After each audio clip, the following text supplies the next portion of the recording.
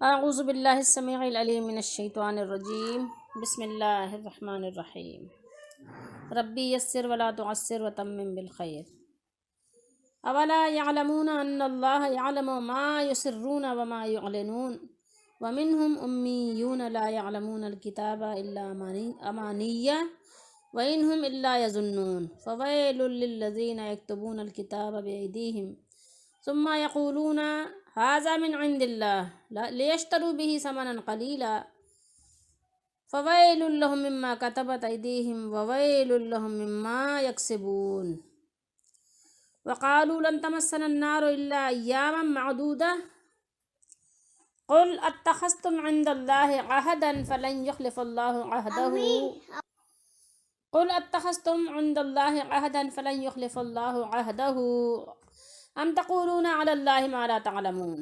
آیت نمبر 80 ہو گئے۔ یہ حمزہ زبر آ جو ہے استفہام کے لیے ہے، کیا نہیں جانتے کہ اللہ جانتا ہے جو کچھ وہ چھپاتے ہیں اور جو کچھ ظاہر کرتے ہیں، اور ان میں کچھ ان پڑھ ہیں جو کتاب کو نہیں جانتے مگر زبانی پڑھ لینا، یا کچھ اپنی من گھڑت اور وہ نرے گمان میں ہیں، یعنی من گھڑت تعویلات، جیسے ہمارے یہاں بہت ساری چیزیں من گھڑت ہیں، تو خرابی ہے، فویل ویل ہے ان کے لیے جو کتاب اپنے ہاتھ سے لکھیں، یکتبونا یہ لکھتے ہیں وہ کتاب کو اپنے ہاتھ سے، کتاب بیدیم اپنے ہاتھوں سے لکھیں، پھر کہہ دیں، ثم یقولون پھر وہ کہہ دیتے ہیں یہ خدا کے پاس سے ہے، یعنی ھذا من عند اللہ، یہ کہتے ہیں کہ یہ اللہ کے پاس سے ہے، کہ اس کے عوض لیشترو تھوڑے دام حاصل کریں، یعنی خرید لیں اس کے دام، ٹھیک ہے، اس کو بیچ کر کچھ قیمت حاصل کریں، ثمناً قلیلا، یہ ثمناً قیمت، قلیل تھوڑی سی قیمت، ٹھیک ہے، پوری دنیا بھی مل جائے قرآن کے بدلے میں، حدیث کے بدلے میں، پوری دنیا کے نذرانے بھی مل جائیں اور بے شمار دولت بھی مل جائے تو آخرت کے مقابلے میں وہ قلیل ہی ہے۔ فویل ہے تو خرابی ہے ان کے لیے، لہم ان کے لیے، ان کے ہاتھوں کے لکھے سے، مما کتبت ان کے ہاتھوں نے جو لکھا ہے اس سے لیے ان کے خرابی ہے، اور خرابی ان کے لیے، وویل ہے ان کے لیے اس کمائی سے، یعنی جو کچھ وہ حاصل کر رہے ہیں یکسبون اس سے، اس کے لیے بھی خرابی ہے، اور بولے ہمیں تو آگ نہ چھوئے گی، لن تمسنا النار ہم کو تو مس ہی نہیں کرے گی آگ، ہرگز نہیں کرے گی، ہاں ہرگز کا معنی نہیں، لن جو ہے ہرگز کا معنی دیتا ہے اور یہ مستقبل میں خاص کر دیتا ہے، کہا کہ ہم کو تو آگ ہرگز نہیں چھوئے گی، اسی گی جو گاگی یہ ہے کس کے لیے آتا ہے، مستقبل کے لیے آتا ہے نا، آگ نہیں چھوئے گی، مس ہی نہیں کرے گی، ٹچ ہی نہیں کرے گی، ٹھیک ہے۔ اچھا پھر اس کے بعد اللہ سے استثناء آیا، مگر گنتی کے دن، ایام معدودہ، گنتی کے دن انہوں نے کیوں کہا گنتی کے دن؟ اس لیے کہ جو ان کے باپ دادا نے بچڑا پوجا تھا، گائے پوجی تھی، جو موسیٰ علیہ السلام 40 دن کے لیے چلے گئے تھے، تو کہنے بس وہی جتنے دن پوجا تھا تو اسی کی سزا میں اگر آگ میں ڈالے بھی گئے تو بس اس سے زیادہ نہیں۔ تم فرماؤ، قل تم فرماؤ، کیا خدا کی جگہ اللہ پڑھیے، اللہ سے تم نے کوئی عہد لے رکھا ہے؟ اللہ عند اللہ، اللہ کے پاس تمہارا کوئی عہد ہے کیا؟ رکھ کے آئے ہو کیا اللہ کے پاس کوئی وعدہ، کوئی ایسے تم نے جو ہے وہ کوئی معاہدہ ایسا ہوا ہے، ٹھیک ہے، جس کے دستخط ہوئی ہے، اللہ نے کی ہے، تم نے کی ہے، اور وہ معاہدہ تمہارا اللہ کے پاس رکھا ہوا ہے کہ جس کی بنیاد پر یہ بات کہہ رہے ہو، کوئی عہد لے رکھا ہے؟ جب تو اللہ ہرگز اپنا عہد خلاف نہ کرے گا، یعنی اللہ تعالیٰ وعدے کی خلاف ورزی نہیں کرتا، اگر اللہ تعالیٰ نے کوئی عہد، اللہ تعالیٰ سے تمہارا عہد، اور اللہ تعالیٰ عہد پورا کرتا ہے، اللہ نے فرمایا کہ ایمان والے جو ہیں ان کو جنت میں داخل کرے گا تو اللہ اپنا عہد پورا کرے گا، تو کیا تمہارا کوئی ایسا عہد نامہ ہے کیا جو تمہارے اور اللہ کے درمیان ہوا ہو؟ یا خدا پر وہ بات کہتے ہو، یا اللہ تعالیٰ پر وہ بات کہتے ہو تم لوگ، تقولون وہ بات کہتے ہو جس کا تمہیں علم نہیں، ما لا تعلمون جس کو تم جانتے ہی نہیں ہو، تمہارے پاس جس کا کچھ علم نہیں، یعنی ایسے ہی بس ظن و تخمین کی بنیاد پر، بلا ہاں کیوں نہیں، جو گناہ کمائے، من کسب سیئۃً جو سیئہ کمائے، وَأَحَاطَ بِهِ خَطِیَّتُهُ اور اس کی خطا اسے گھیر لے، یہ غالباً میں آگے چلی گئی، اس کی بعد یہ باتیں پڑھیں گے۔ اب ہم ضیاء القرآن سے ترجمہ پڑھتے ہیں، کیا وہ یہ نہیں جانتے کہ اللہ جانتا ہے جو وہ چھپاتے ہیں اور جو وہ ظاہر کرتے ہیں، اور ان میں کچھ ان پڑھ ہیں، امیون ہیں نا، جو نہیں جانتے، جن کو پتہ ہی نہیں ہے کتاب کو، بجز جھوٹی امیدوں کے، یعنی کتاب کو صرف، یعنی جیسے ہمارے یہاں نہیں ہے کہ ہم طوطے کی طرح اس کے الفاظ پڑھ لیتے ہیں لیکن نہیں پتہ کہ اس کا سیاق و سباق کیا ہے، اس کا معنی اور مفہوم کیا ہے، کچھ نہیں جانتے، اور وہ تو محض وہم و گمان ہی کرتے رہتے ہیں، ٹھیک ہے، وہم و گمان کے پیچھے، یہ ظنون، ٹھیک ہے، یہ ظن و تخمین کے پیچھے چل رہے ہیں، پس ہلاکت ہو، ٹھیک ہے، ویل ہو ان کے لیے جو لکھتے ہیں کتاب، ٹھیک ہے، یکتبون الکتاب، اور وہ تم اچھا بِأَيْدِيهِمْ، خود اپنے ہاتھوں سے، ٹھیک ہے، اپنے ہاتھوں سے لکھتے ہیں، یہ عید جو ہے دونوں ہاتھوں کی بات ہو رہی ہے، یہ اضافت کی وجہ سے نون چلا گیا ہے یہاں سے، تو اپنے ہاتھوں سے لکھتے ہیں، پھر کہتے ہیں یہ نوشتہ اللہ کی طرف سے ہے تاکہ حاصل کر لیں اس کے عوض، کیا حاصل کر لیں؟ ثمنً قلیلا، تھوڑے سے دام، تھوڑی سی قیمت، سو ہلاکت ہو ان کے لیے، یعنی ان کے لیے ویل ہے، یہ ویل جو ہے ہلاکت کے معنی میں ہے، بوجہ اس کے کہ جو لکھا ان کے ہاتھوں نے، جو ان کے ہاتھوں نے لکھا، اور ہلاکت ہو ان کے لیے بوجہ اس مال کے جو وہ یوں کماتے ہیں، اور انہوں نے کہا ہرگز نہ چھوئے گی ہمیں دوزخ کی آگ بجز گنتی کے چند دن، ٹھیک ہے، ایام معدودہ، یعنی گنے ہوئے چند دن۔ آپ فرمائیے، نبی کریم صلی اللہ علیہ وسلم کو حکم دیا جا رہا ہے کہ کیا لے رکھا ہے تم نے اللہ سے کوئی وعدہ؟ تب تو خلاف ورزی نہ کرے گا اللہ تعالیٰ اپنے وعدے کی، یوں ہی بہتان باندھتے ہو اللہ پر جو تم جانتے ہی نہیں، ٹھیک ہے، جس کا تمہیں کچھ پتہ ہی نہیں ہے، خواہ مخواہ ایسے بلا وجہ ان جھوٹے جو ہے بہتانات جو ہے تم ایسے ہی لگاتے رہتے ہو، یعنی تم اتنے ڈھیٹ ہو گئے ہو کہ لوگوں کو چھوڑ اللہ تعالیٰ اور اس کے رسول صلی اللہ علیہ وسلم پر جو ہے جھوٹی جھوٹی باتیں گڑھ کر فٹ کر دیتے ہو، نعوذ باللہ، استغفر اللہ۔ تو ہم تھوڑا سا اوپر سے چلتے ہیں، یہاں سے یہودیوں اور منافقوں کے احوال کا بیان شروع ہو گیا ہے، یعنی جب مسلمانوں سے ملتے ہیں تو بطور خوشامد یہ ظاہر کر بیٹھتے ہیں کہ ہم تو سچے دل سے اس رسول پر ایمان لائے ہیں، کیونکہ نبی برحق کے یہ جو بشارتیں، جو نشانیاں ہماری کتاب میں مذکور ہیں وہ سب حضور صلی اللہ علیہ وسلم میں پائی جاتی ہیں۔ ان کی ایسی باتوں پر دوسرے یہودی ان کو ملامت کرتے کہ تم مسلمانوں کو ایسی باتیں بتا کر اپنا راز افشاں کر رہے ہو، تمہارے انہی اقوال سے وہ تمہارے مذہب کی تردید کریں گے، اور تورات کی وہ آیات جن کا تم ان سے ذکر کرتے ہو، انہیں آیات سے وہ تم پر حجت قائم کریں گے، ٹھیک ہے، لِيُحَاجُّوكُمْ عِنْدَ رَبِّكُمْ کی تفسیر میں تو فرمایا کہ وہ یہ ہے کہ عند ربکم کا معنی ہے کہ ما فی کتاب ربکم، یعنی تمہارے رب کی کتاب کی آیتوں سے تم پر دلیل قائم کریں گے، ٹھیک ہے، اور عند اللہ، یعنی عام طور پر یہی ہوتا ہے کہ کتاب جو فی کتاب اللہ ہے، جیسا کہا جاتا ہے کہ عند اللہ اس کا یہ حکم ہے، یعنی اللہ تعالیٰ کی کتاب میں اس مسئلے کا یہ حکم ہے، تو وہ کیا کریں گے؟ وہ اللہ تعالیٰ کے پاس انہی کے ذریعے سے تم پر ان حجت قائم کریں گے کہ ان کو سب کچھ معلوم تھا لیکن انہوں نے اس کے باوجود بھی ایمان قبول نہیں کیا۔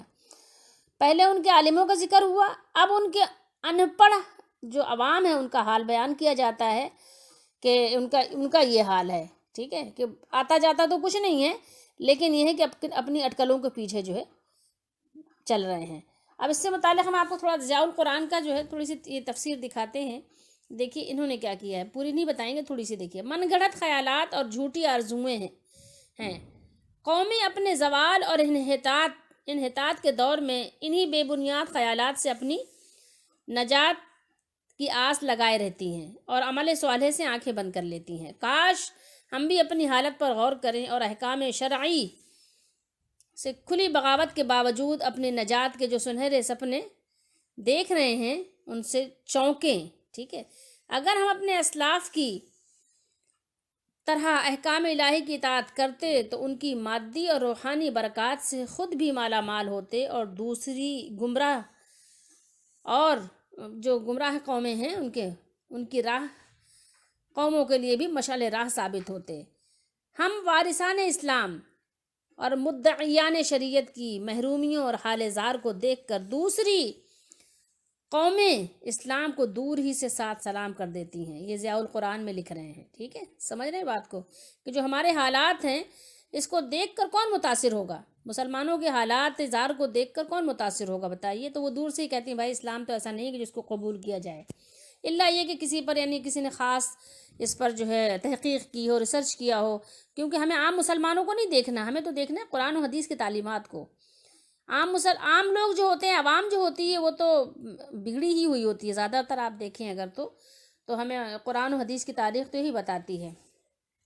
یہ جو یعنی یہودی علماء کی مزید کارستانیاں ملاحظہ ہوں۔ بتایا جا رہا ہے کہ وہ کتاب جس کے وہ امین بنائے گئے تھے، جس کی حفاظت اور اس پر عمل کرنے کا انہیں حکم دیا گیا تھا، انہوں نے صرف اسی پر بس نہیں کی کہ خود عمل ترک کر دیا، بلکہ انہوں نے آیات الہی کو سرے ہی سے بدل ڈالا اور اپنی طرف سے طرح طرح کے اضافے کر دیے، اور اس طرح ان ظالموں نے آئندہ نسلوں میں بھی کسی سلیم الطبع کے لیے یہ گنجائش نہ چھوڑی کہ وہ آیات الہی میں خود غور و فکر کر کے حقیقت تک رسائی حاصل کر سکے۔ یہود و نصارہ اب تک تو تحریف کے قائل نہ تھے، لیکن اب ان کے محققین نے یہ تسلیم کر لیا ہے کہ ان کی کتب تحریف و تغیر سے محفوظ نہیں ہیں۔ تو بنی اسرائیل کہا کرتے تھے کہ ہم اللہ کے لاڈلے اور محبوب ہیں، دوزخ کی آگ ہمیں جلا نہیں سکتی۔ اچھا، اس کے بعد آتش دوزخ گنہگاران قوم یہود کو چھوئے گی بھی نہیں، اس لیے وہ جہنم پر پہنچتے ہی اپنے گناہوں کا اقرار کر لیں گے اور خدا کے پاس واپس آ جائیں گے۔ اب ان چیزوں سے ذرا غور کیجئے کہ جن لوگوں نے قرآن مجید کے ترجمے میں اور حاشیے میں اور تفسیر میں اپنی منمانی تعویلات و تحریفات کی ہیں، کیا انہوں نے اس کے لیے گنجائش چھوڑی ہے کہ جو آج کے نوجوان، آج کے بچے جو اس کو پڑھیں تو اس سے وہ ہدایت تک پہنچ جائیں؟ قرآن میں تو ظاہر ہے یہ یعنی کہنا چاہیے کہ مستقل طور پر ہدایت ہی ہے، لیکن جو ترجمے اور تراجم ظاہر ہے ہر شخص اپنے ہی مکتبہ فکر کا قرآن کی تفسیر بھی پڑھتا ہے اور ترجمہ بھی وہی پڑھتا ہے، تو جب وہ اپنے مکتبہ فکر کا ترجمہ اور تفسیر پڑھے گا تو کیا وہ ہدایت تک پہنچ سکتا ہے؟ نہیں، کوئی گنجائش نہیں چھوڑی ہی نہیں۔ یہ اللہ یہ کہ اللہ تعالیٰ خاص فضل فرمائے کہ کوئی عربی سیکھ لے اور عربی سیکھ کر جو ہے حق تک رسائی حاصل کرنا چاہے اور اللہ تعالیٰ کی طرف سے اس کے لیے خاص مدد آئے تو وہ حق تک پہنچ جائے۔ یعنی جو کام پچھلے لوگوں نے کیا تھا وہی کام آج لوگ لا الہ الا اللہ محمد رسول اللہ کی گواہی دے کر رہے ہیں، اور یہ کتنا بڑا دھوکہ دے رہے ہیں یہ تو کوئی سوچ ہی نہیں سکتا۔ یہ تو راز شاید اب دنیا میں کھلے نہ کھلے، کیونکہ ظاہر ہے ہر شخص اپنی لمبی لمبی ہانک رہا ہے، اور قیامت کے دن جب راز کھلے گا تو اس دن کھلنے کا کوئی فائدہ ہی نہیں ہوگا۔ یعنی ان کی جو تعلیم یافتہ طبقے کی جو حالت ہے وہ اللہ نے بیان فرمایا کہ وہ خود گمراہ ہیں اور دوسروں کو گمراہ کرنے کے لیے کیا کرتے ہیں؟ غلط فتوے دیتے رہتے ہیں۔ وہ محض دنیا کمانے کے لیے عوام کو ان کی خواہشات کے مطابق باتیں جوڑ کر لکھ دیتے ہیں اور انہیں بڑی جرأت اور ڈھٹائی سے اللہ اور رسول کی طرف منسوب کر دیتے ہیں۔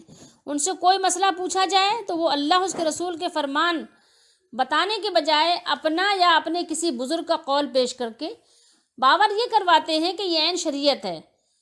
افسوس اکثر مسلمانوں کا کیا ہے حال؟ یہی حال ہے۔ اللہ تعالی ہم سب کو بچائے رکھے ایسے لوگوں سے اور ایسے فتنوں سے۔ انہوں نے کیا کیا؟ اتنا بڑا ظلم کیا کہ امتیوں یعنی جو خود یعنی امتی ہیں رسول اللہ صلی اللہ علیہ وسلم کے، اور رسول اللہ صلی اللہ علیہ وسلم کے حکم کے ماننے کے پابند ہیں، تو انہی لوگوں کو کیا کیا گیا کہ ان کی باتوں کو شریعت بنا دیا گیا اور قرآن و حدیث کے مقابلے میں ان کو لے آیا گیا۔ کتنا بڑا ظلم ہے، سوچئے تھوڑی دیر کے لیے کہ ان کے اقوال شریعت قرار دے دیے گئے اور قرآن و حدیث پر چلنے والوں کو کیا کہا گیا کہ بھائی یہ تو گستاخ رسول ہیں اور یہ تو گستاخ اولیاء ہیں، اس طرح کی ان کو باتیں کی جاتی ہیں۔ تو آپ یہ دیکھیے کہ صحابہ کرام کس طریقے پہ چلتے تھے، رسول اللہ صلی اللہ علیہ وسلم کے طریقے پہ چلتے تھے یا کسی اور طریقے پہ چلتے تھے؟ سوچنے کی بات ہے، لیکن کون سوچے، اتنا فرصت کہاں ہے؟ اللہ نے تو فرمایا غور و تدبر کرو، لیکن کہاں فرصت ہے؟ اتنی کہاں فرصت ہے کہ عربی سیکھیں اور پھر اس سے تھوڑا سا جو ہے قرآن و حدیث سے خود مانوس ہوں، اندازہ لگائیں کہ یہ آیت کیا کہہ رہی ہیں۔ جب ہم ان آیات کو پڑھیں کہ جب اللہ تعالیٰ نے فرمایا کہ کتابوں کو کیا کرتے ہیں؟ اپنے ہاتھ سے لکھتے ہیں، اپنے ہاتھ سے لکھنے کے بعد کیا کرتے ہیں؟ کہتے ہیں کہ یہ اللہ کی طرف سے ہے۔ دیکھیے آپ ترجمہ دیکھ لیجئے جو کتاب اپنے ہاتھ سے لکھیں. کون سی کتاب لکھتے تھے؟ تورات اور انجیل. اس کو تحریف کرتے تھے اپنے ہاتھوں سے، پھر کہہ دیں کہ یہ خدا کے پاس سے. یہ ترجمہ کنز الایمان کا ہے، یعنی اللہ کے پاس سے ہے. اللہ کا ترجمہ خدا کر دیا ہے. اس کے عوض تھوڑے دام حاصل کریں، ٹھیک ہے، تھوڑی سی قیمت لے لیتے ہیں. جیسے آج آپ دیکھیں نا، غلط مسئلہ، غلط فتویٰ بتا کر کہتے ہیں کہ یہ شریعت ہے، یہ قرآن ہے، یہ حدیث ہے، اور پھر اس کے بدلے میں کیا کرتے ہیں؟ تھوڑی سی ان کے لیے نعرے بازی ہو جاتی ہے کہ وہ علماء حق زندہ باد، اس طرح کے نعرے لگ جاتے ہیں، نذرانے مل جاتے ہیں، اور تھوڑی عزت افزائی ہو جاتی ہے. اسٹیج پہ جو ہے بڑے، یعنی اس پہ صوفے پہ بڑی گدی پہ بٹھائے جاتے ہیں، اور اس کی وجہ سے وہی کیا کرتے ہیں، آپ سوچئے تھوڑی دیر کے لیے. تو ان تمام حضرات کو خاص طور پر غور کرنا چاہیے جو قرآن کی تفسیر کرتے ہوئے صحیح احادیث کو چھوڑ کر دوسری مختلف کتابوں کا حوالہ دیتے ہیں. آپ دیکھیے کہ اللہ تعالیٰ خود فرما رہا ہے کہ اس میں تحریف ہوئی ہے، انہوں نے اپنے ہاتھوں سے لکھ کر اللہ کی طرف منسوب کر دیا کہ اللہ کی طرف سے ہے، یہ قرآن ہے، یہ حدیث ہے. بتاتے اپنے پاس سے ہیں، اپنے گھر کے مسئلے بتاتے ہیں، اپنے ابا دادا کے مسئلے بتاتے ہیں، اپنے مولانا کے مسئلے بتاتے ہیں، اور کہتے ہیں یہ قرآن و حدیث ہے. ٹھیک ہے، تو یہ تحریف ہے، یہ تحریف کی ہے. ٹھیک ہے، اور طرح طرح کی، یعنی نعوذ باللہ استغفر اللہ، الٹی سیدھی باتیں کی ہیں. اگر اس کو بکواس کہا جائے تو کم نہیں ہوگا. اور اس کے بعد کہہ دیتے ہیں کہ یہ اللہ تعالیٰ کی طرف سے ہے. ٹھیک ہے، تو یہ حضرت عبداللہ بن عباس رضی اللہ تعالیٰ عنہ فرماتے ہیں کہ تم اہل کتاب سے کسی بھی خبر کے متعلق کیوں پوچھتے ہو جبکہ تمہاری کتاب جو اللہ کے رسول صلی اللہ علیہ وسلم پر نازل کی گئی ہے سب سے نئی ہے.